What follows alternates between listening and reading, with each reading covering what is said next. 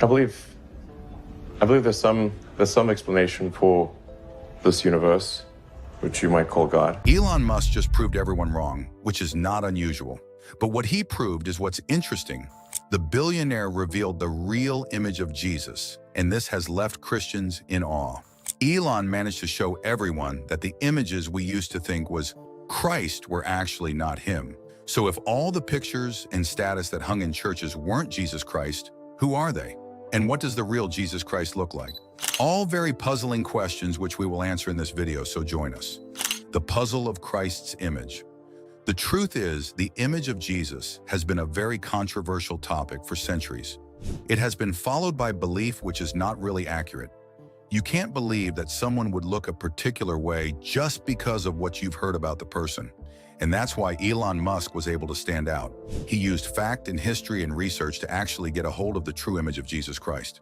But while the true image of Jesus may have been revealed, there are questions that need to be answered. Like, what did people think Jesus looked like? Well, that brings us to Warner Sallman. Keep watching to find out more. Sallman was the one to paint the image of Jesus that became very popular. But how did he figure out what Jesus looked like? Well, imagine you're holding a picture of someone you've heard so much about, but you've never actually met. That's kind of like what Warner Sallman's painting of Jesus Christ is. It's a famous picture called the Head of Christ, and so many people around the world think of it when they hear the name Jesus. But that picture isn't what Jesus really looked like. Warner Sallman was an American artist in the 1990s, and he loved creating pictures that felt comforting and familiar. One day he had an idea for a painting that would help people imagine Jesus as someone kind and close to them, almost like a friend they could talk to. He wasn't trying to say that this is exactly what Jesus looked like. He was painting a feeling, a message of peace and gentleness. To make his image of Jesus, Sallman probably thought about what people in his time might find beautiful and noble. He gave Jesus soft, glowing hair and a calm face that looked very peaceful. But here's the thing. Sallman didn't have any old pictures or descriptions of Jesus to work from because there aren't any. The truth is, when Jesus lived on earth, no one drew or painted him. He lived in a place called the Middle East, which we will dive into later. This wasn't what Jesus likely looked like at all. It's like drawing a picture of someone from your imagination and guessing how they might appear, even if it's not accurate. Sallman's Jesus looks more like the people from Sallman's culture than the real historical Jesus. So why does this picture still mean so much to so many people? Well, Sallman's painting became very popular because it was printed everywhere, in churches, schools, homes, and even on small cards people could carry in their pockets. It felt like having a reminder of Jesus that you could keep close. But even though it's loved, it doesn't show the real person. It's like when you imagine a character from a storybook and draw them your way. Your drawing is special because it shows what you feel about that character, but it's not what they truly look like if they were real. But the thought of it is just wild. The thought that something starting out as just an idea in an artist's mind became so popular that it's everywhere at such a time, almost like a favorite song or story everyone knows. That's truly what happened with this image. It spread so far and wide that people began to believe it was how Jesus really looked, even though there's no way anyone could know for sure. In the beginning, when Warner Sallman created the painting in the 1940s, he didn't expect it to become such a big deal. Sallman himself confessed that the painting was a miraculous vision that he received late one night. He was probably going through something because he stated that the answer came at 2 a.m., January 1924, as a vision in response to my prayer to God in a despairing situation. The painting showed Jesus as soft, glowing, and kind-looking, with flowing hair and gentle eyes. It wasn't based on history or facts about Jesus' actual appearance, but it captured a feeling that connected with people's hearts. Sallman didn't have to tell anyone it was accurate. The picture itself did all the convincing by being beautiful and calming to look at. The painting became famous very quickly, thanks to technology that was just becoming widely available at the time. Imagine a world where pictures couldn't be printed easily, and then suddenly, printing presses could copy images like never before. Sallman's painting was copied over and over, and it started appearing on posters, prayer cards, church bulletins, and even stained glass windows. Churches loved it because it was easy to use, and it gave people a sense of closeness to Jesus. It wasn't about facts, it was about feelings. People didn't question where the image came from or whether it was accurate because it gave them something they wanted, a way to see Jesus as gentle, loving, and approachable. As the picture spread, it began to feel like it had always been part of the church. Imagine walking into a building and seeing the same friendly face on the walls wherever you went. That's what happened with the head of Christ. It became so common that people stopped wondering where it came from. Some churches hung it above the altar, making it a central part of worship, while others used it in Sunday school classrooms to teach children. The image became a kind of shortcut for imagining Jesus, and over time, people just accepted it without thinking much about how it started. One of the biggest reasons the painting became so widespread was how it made people feel. During the mid-20th century, the world was going through some tough times, including wars and economic struggles. People wanted comfort and hope, and Sallman's paintings seemed to offer that. When you looked at it, it felt like Jesus was looking back at you with love and understanding. Churches used this emotional connection to bring people closer to their faith, and the painting became a tool for teaching and inspiring. It wasn't about whether it was true, it was about how it made people feel. As we stated earlier, people noticed that the painting showed a very European-looking Jesus, with light skin, soft brown hair, and blue eyes. Historians and scholars began to say that this image wasn't just inaccurate, it was misleading. It made people forget that Jesus came from a different culture and background. Yet for many people, those details didn't matter. They didn't see the painting as history, they saw it as a symbol of their faith. It was as though Sallman gave the world something to believe in, to look up to, and find hope. The image also became a part of people's homes, not just churches. Families hung it on their walls, put it in picture frames, and carried small versions in their wallets. Imagine having a picture you look at every day, something that feels like it protects you or gives you peace. That's what this painting became for many people. It was more than art, it was personal. Even though it wasn't based on any real evidence of what Jesus looked like, it didn't stop people from feeling connected to it. Another reason the painting spread so far was because of organizations that wanted to share the message of Christianity. Groups like the Salvation Army and missionaries used the image to help spread their beliefs. They printed millions of copies and gave them away for free. The picture was easy to recognize, and it became a way to introduce people to Jesus without using words. The image was so simple and clear that it crossed language barriers, which made it perfect for sharing with people all over the world. Even in places where people didn't know much about Christianity, they began to associate this picture with Jesus. As time went on, though, some people started to question the painting's impact. They wondered if it was a good thing to have such a specific image of Jesus when no one knew what he really looked like. Was it okay for people to think of Jesus as looking European when he wasn't? Some thought the painting made Jesus seem too perfect, almost like a movie star, and not like a real person who lived a humble life. Others worried that it made people forget about the deeper, more important parts of Jesus' message, focusing too much on his face and not enough on his teachings. Despite these concerns, the painting remained popular because it had become so much more than just a picture. It was a symbol of comfort, hope, and faith for millions of people. Even if it wasn't historically accurate, it represented something bigger. The idea of Jesus as someone who cared deeply for everyone. That's why it filled churches, homes, and hearts, even though it wasn't based on fact. It wasn't about what was true, it was about what people needed to see and feel. By the end of the 20th century, the painting had become one of the most reproduced images in the world. Even now, when we know more about its flaws and inaccuracies, it still holds a special place for many. But here's the ironic thing, Sallman's image wasn't the only Jesus Christ image to have gone worldwide. So stay tuned as we explore deeper into the topic. Passion of Christ. The next image to do this is that of the actor from The Passion of the Christ. The image became so famous and even became accepted as a true image of Jesus is a story that's both surprising and fascinating. It all started with a movie, a powerful and emotional one that left a deep impression on people. The actor, Jim Caviezel, took on the role of Jesus, and his performance was so convincing that for many he didn't just play the part, he became the face of Christ in their minds. It's amazing how something that begins as a piece of entertainment can grow into something so much bigger, something almost sacred. When The Passion of the Christ came out, it wasn't just another movie. It was intense and deeply moving, showing the story of Jesus' last days in a way that felt raw and real. Jim Caviezel, who played Jesus, went through a lot to make his portrayal believable. He wore makeup and prosthetics to look like he was injured during the crucifixion, and his expressions of pain and love were so heartfelt that audiences couldn't look away. People cried, prayed, and reflected as they watched, and when they left the theater, many couldn't shake the image of his face from their minds. It was as if Caviezel's portrayal had given them a new way to imagine Jesus. What's interesting is how that face, the actor's face, started to appear everywhere.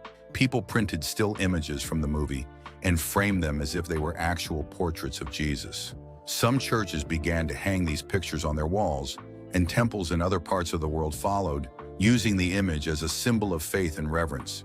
It's a bit like how Warner Sallman's painting spread, but this time it was a movie. The truth is, there were those that honestly thought that Caviezel was actually Jesus because he was everywhere. But most people knew that he was just an actor. And even for those that knew, the emotions tied to the movie made it easy for people to blur the lines between the character and the man. Jim Caviezel himself has spoken about this. He has said many times that he's just a person, an actor who had the honor of playing an important role. He doesn't want people to think of him as Jesus, and he's made it clear that the role was about pointing people to God, not himself. Yet the way he looked in the movie, his expressions, his posture, his suffering, they all felt so real to so many that it became hard to separate him from the role. It's like when you see a magician perform an amazing trick. Even though you know it's just a performance, part of you wants to believe it's real. The image of Caviezel as Jesus has become so common that in some places it feels like it's always been there. Walk into certain churches and you'll see his face, gazing down with a look of deep love and sorrow. In homes, his image is displayed on walls next to candles or other religious items, as if it's a window into something holy. People pray in front of it, light candles, and talk to it as if they're speaking directly to Jesus. It's a powerful reminder of how deeply people want to connect with their faith, even if the image they're using isn't actually what they think it is. What makes this story even more interesting is how the image spread so quickly. Do you think you can guess? Well, part of it was because of the internet, where pictures and videos can be shared in seconds. People took pictures from the movie and of the movie poster and posted them online with captions like, "This is how I imagine Jesus," or "The Face of Love." Once those images started circulating, it didn't take long for them to show up in churches, prayer cards, and even as tattoos. It's amazing how something as simple as a still frame from a film can take on such a life of its own. There's also something about the way Caviezel looked in the movie that made it easy for people to accept his image as Jesus. The filmmakers gave him features that seemed timeless. Long hair, a beard, and soft, thoughtful eyes. His face was both familiar and otherworldly, and it fit the idea many people already had of Jesus in their minds. Even though historians tell us that Jesus likely didn't look like that, the image felt right to people, and that feeling was stronger than any fact or evidence. But you won't believe how it's been for the actor. For Caviezel, being the face of Jesus has been both a blessing and a challenge. He's talked about how grateful he is to have played the role and how it deepened his own faith. At the same time, he's reminded people that he's just a man, not the real Jesus, and that they shouldn't focus on his image, but on the message of love and sacrifice that Jesus represents. It's a bit like being mistaken for a superhero. You're glad people admire the character, but you want them to remember you're just wearing the costume. Even with these reminders, the image of Caviezel as Jesus has become a part of modern Christian culture. It's used in art, teaching materials, and even sermons, where pastors sometimes refer to the movie to help illustrate the story of Christ. The emotional impact of the film was so strong that it gave people a new way to see and feel the story, and Caviezel's face became a symbol of that connection. It's a reminder of how powerful visual storytelling can be, especially when it's tied to something as meaningful as faith. But not everyone agrees with how the image has been used. Some people worry that it focuses too much on appearance and not enough on the deeper message of Jesus' life. Others point out that, like Sallman's painting, Caviezel's portrayal doesn't reflect the historical reality of Jesus as a Middle Eastern man. They argue that using an image of a European-looking Jesus can unintentionally exclude or misrepresent the diverse communities that Christianity touches. These are important questions to consider, especially as the image continues to be celebrated and shared. Despite these concerns, the image endures because it represents something more than just a face. For many, it's a way to make their faith feel real and personal, to put a face to a story that has shaped their lives. Whether it's historically accurate or not, The image of Caviezel as Jesus carries a powerful emotional weight that connects people to something bigger than themselves. It's funny how art, in all its forms, can touch hearts and bring people closer to their beliefs. But now that we have seen Jesus Christ through the eyes of artists who portrayed him as they imagined, let's see what he would have actually looked like. So keep watching. What would Jesus have looked like? Imagine if you could go back in time, thousands of years, to meet Jesus Christ in person. What do you think he would look like? Forget about everything you've seen in movies and all the paintings you've seen. What would he really look like? Well, if you really went back to the time and place where Jesus lived, you might be surprised. What Jesus actually looked like was probably very different from what many of us picture today. To start with, Jesus was a Jewish man who lived over 2,000 years ago in a region called Judea, which is in the Middle East. The people there at that time didn't look anything like the pictures or movies many of us have seen. They had dark skin, dark hair, and dark eyes, features that were common among people from that area. Jesus would have blended in with his community, looking like an ordinary man of his time. He wasn't taller or more striking than others, and the Bible even hints at this. It says in Isaiah chapter 53 verse 2 that there was nothing special about his appearance that would make people notice him. That means Jesus probably looked like any other man you might see walking through a busy marketplace in the Middle East during his time. Now think about his life. Jesus wasn't a king or someone who lived in a palace. He grew up in a small village called Nazareth, working as a carpenter with his earthly father Joseph. Carpentry back then wasn't just about building things. It was hard, physical labor. Imagine lifting heavy wood, using basic tools, and working outside under the sun. This means Jesus would have been strong, with rough hands from years of manual work. His skin would likely have been weathered by the sun and wind, not pale and smooth like we see in some paintings. He was a man who knew what it meant to work hard. Jesus also spent a lot of time walking. He didn't have a horse or a chariot to carry him from place to place. He and his disciples traveled on foot, sometimes long distances, through dusty roads and rocky hills. His feet would have been tough and probably dirty from the journey. This gives us another clue about what he might have looked like. He wasn't someone dressed in luxurious clothes or soft sandals. He would have worn simple garments, likely made of coarse wool, and practical sandals suited for long treks. Let's think about his hair and beard. In most pictures, Jesus is shown with long, flowing hair that looks perfectly brushed. But in reality, Jewish men at that time didn't typically wear their hair that long. It would have been shorter and easier to manage, especially since Jesus lived in a hot climate where long hair might have been uncomfortable. His beard, too, would have been natural and unstyled, just like other men of his time. He didn't have access to fancy grooming tools, so his appearance would have been simple and practical, reflecting his humble lifestyle. Here's one of the most interesting things we've learned about what Jesus might have looked like comes from studies of ancient skulls found in the region where he lived. Scientists and historians have used these skulls to create models of what an average Jewish man from that time might have looked like. These models show a man with a rounder face, a broad nose, and dark eyes. He would have been about 5 feet 5 inches tall, which was the average height for men in that region and era. This might seem short by today's standards, but it was completely normal for his time. Another important detail is his clothing. Jesus didn't wear the long, flowing robes with bright colors that we often see in movies or paintings. His clothes would have been made of simple, undyed wool, likely in earth tones like beige or brown. He might have worn a tunic, which was like a long shirt with a cloak over it for warmth. His sandals would have been made of leather, practical and sturdy for walking long distances. He dressed like the people around him, blending in rather than standing out. It's also important to think about the context of his life. Jesus lived in a time when people didn't have modern conveniences like clean running water or personal hygiene products. Bathing was less frequent and life was dusty and rugged. This means Jesus, like everyone else in his community, probably didn't look polished or pristine. But that doesn't mean he was unkempt. He lived a life of humility and simplicity, and his appearance would have reflected that. What's fascinating is how different this realistic image is from the one many people imagine. The idea of Jesus as a tall, light-skinned man with soft features came much later, influenced by European art during the Middle Ages and Renaissance. Artists in Europe painted Jesus to look more like the people in their own culture, which is why we often see him with fair skin and blue eyes in those works. But those images are cultural interpretations, not historical facts. Also note that Jesus' appearance wasn't what made him special. People didn't follow him because he looked different or impressive. They followed him because of what he said, what he did, and how he made them feel. His teachings, kindness, and miracles were what drew people to him, not his physical features. What do you think about the appearance of Jesus Christ? Share your thoughts with us in the comments section. Remember to like, share, and subscribe for more. Also, click the next video showing on your screen. You will enjoy it.